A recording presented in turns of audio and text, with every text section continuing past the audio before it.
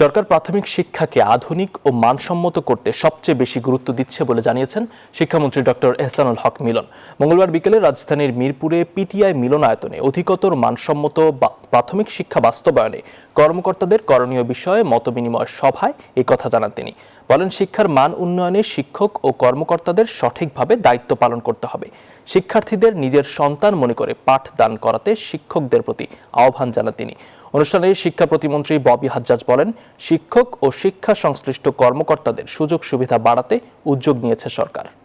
আপনারা এগিয়ে যান, আপনাদের পে স্কেল, আপনাদের সম্মাননা, আপনাদের অবস্থান, সেটা নিয়ে আমি এবং মন্ত্রী মহোদয় অক্লান্ত পরিশ্রম করব। যখন ক্লাসে যুক্ত অক্ষর পড়াচ্ছে তখন তারা গুগলে গিয়ে একটু মোবাইলটা টিপলেই উচ্চারণটা বেরিয়ে আসে, সেইভাবে যেন তারা শেখানোর চেষ্টা করে।